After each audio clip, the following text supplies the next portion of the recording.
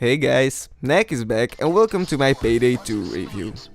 Again, like a couple of games I reviewed previously, this game came out quite a while ago, but I really think it's one of the best co-op games out there, so I had to share it with you guys, especially considering a newer version of the game will be coming out in June for PS4 and Xbox One, and probably also PC.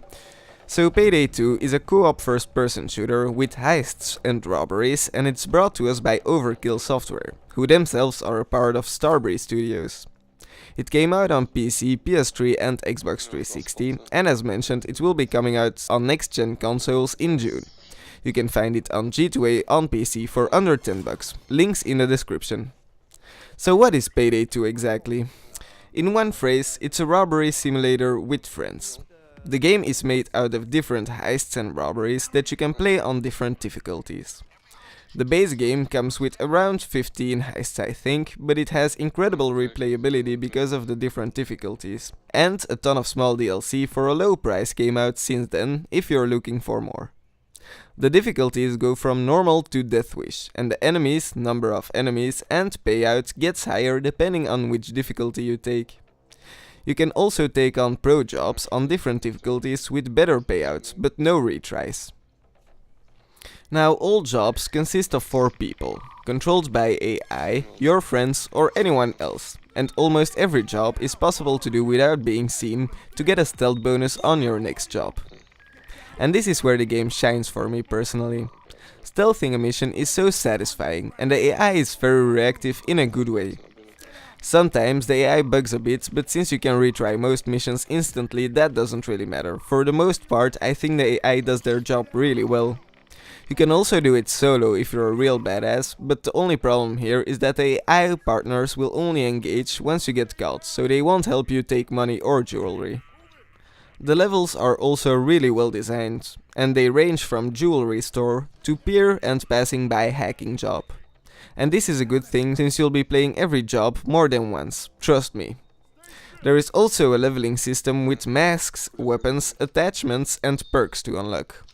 There are a ton of weapons and even more attachments. And you have 4 different skill trees, and at max level you can basically specialize in one and have the basics of another one.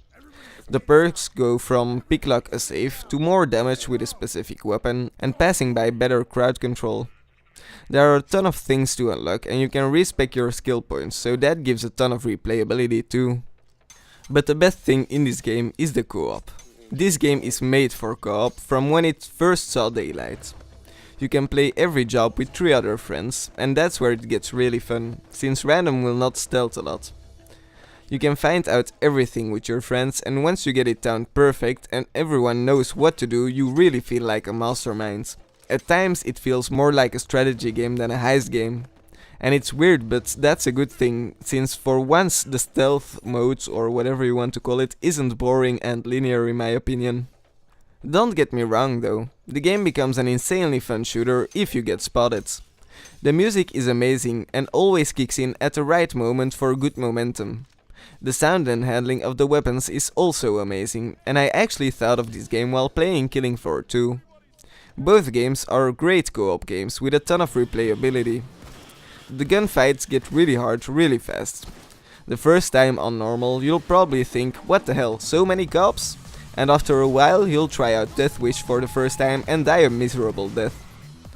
So in summary, the good. It has great co-op, amazing gunplay and sound, a ton of replayability and for once a fun stealth mechanism. And of course the bad. Lazy and or dumb AI partners when playing stealth missions. Still some bugs that I know have been there for a long time, but don't frustrate nor bother me, and I don't know. A pink pony mask maybe? All in all, this is a must play when it comes down to co-op. Especially now that the price is low and it's available on almost every console. One of the best co-op games in my Steam library, in my opinion. That's about it for today. I hope you enjoyed or found it interesting in any way. I would love to do some harder missions in stealth and or solo some missions for you guys, so if anyone's interested, let me know in the comment section. Anyway, thank you all for watching, and as always guys, I'll see you next time.